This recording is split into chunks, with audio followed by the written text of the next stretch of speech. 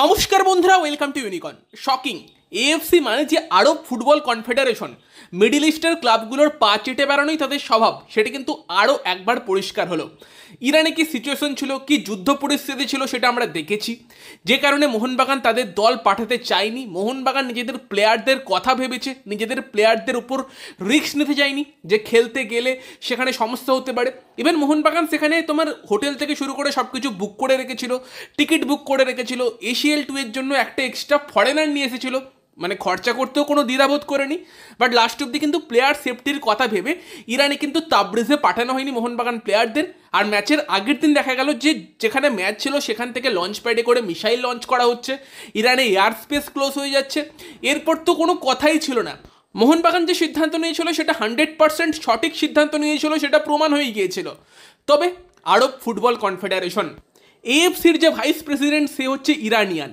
এবার ব্যাপার হচ্ছে তারা চায় ইরানে ম্যাচ হোক, তারা দেখাতে চায় না তারা যুদ্ধের মধ্যে আছে, এবং সেই জন্য তারা যদি প্লেয়ারদের লাইভ রিস্কও হয় সেখানে গিয়ে খেলতে হবে তাদের জন্য, এটাই তাদের যা বোঝা গেল লক্ষ্য। তো কি ফাইনাল ভেরিডিক্ট এলো, তো সেটা হচ্ছে যে মোহনবাগানকে ACL2 থেকে উইথড্রল করে দেওয়া হয়েছে। মানে মোহনবাগান আর ACL2 এর কোনো ম্যাচ খেলতে পারবে না। মোহনবাগানের সব ম্যাচ নাল অ্যান্ড ভয়েড হয়ে গিয়েছে, মোহনবাগানকে ACL2 থেকে বাদ দিয়ে দেওয়া হয়েছে। এটা ফাইনাল সিদ্ধান্ত এএফসির তরফ থেকে অফিসিয়ালি জানিয়ে দেওয়া হয়েছে। এবং এখানেই আপডেট বেরিয়ে আসছে, মোহনবাগান অনেক ইমেল করেছে, বাট এএফসির তরফ থেকে মোহনবাগানের সঙ্গে কোনো কমিউনিকেশন করা হয়নি। ডাইরেক্ট একটা টুইট, একটা অফিসিয়াল স্টেটমেন্ট যেখানে বলা হচ্ছে মোহনবাগানকে ACL2 থেকে সরিয়ে দেওয়া হয়েছে। এবং আমরা সৌদি আরবের ক্লাব আল নাসির বা আদার্স ক্লাবদেরও তারা ইরানে গিয়ে খেলতে চায় না সেটা নিয়ে আর কি বলতে দেখেছি।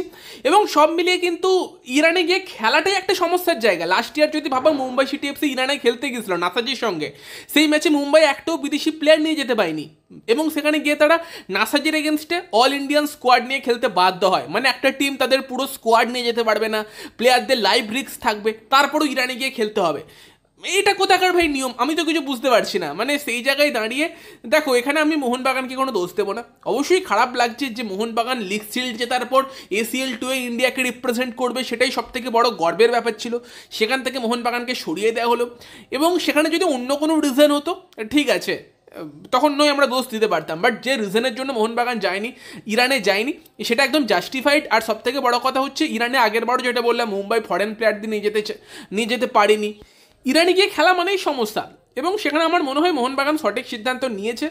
এখানে এএফসির মতো একটা কোরাপ্ট যদি জায়গা থাকে, তারা এরকম সিদ্ধান্ত দিলে কি বিশাল কিছু করার নেই। আমার সত্যি বলতে কি মনে হয় না যে মোহনবাগান খুব একটা খারাপ কাজ করেছে। প্লেয়ারদের কথা ভেবেছে, প্লেয়ারদের লাইফ রিস্ক হয়ে যেতে পারতো।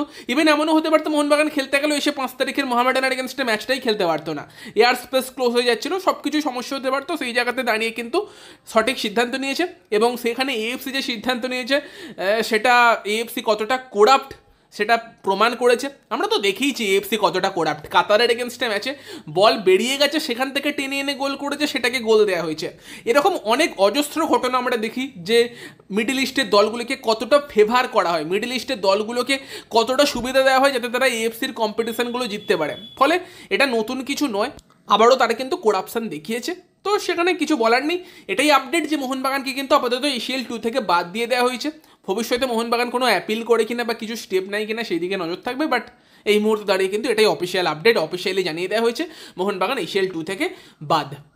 তো গাইস, এই আপডেটটাই এই ভিডিওতে দেবার ছিল। বাকি অন্যদিন বলি, ভালো লাগলে লাইক করো, বাট এটা ভালো লাগার মতো আপডেট কিছু নয়। তো তোমাদের মতামতগুলো জানিয়ে যেও, আর চ্যানেলে প্রথমবার এলে চ্যানেলটিকে সাবস্ক্রাইব করে নিও। তো চলো, বাই বাই।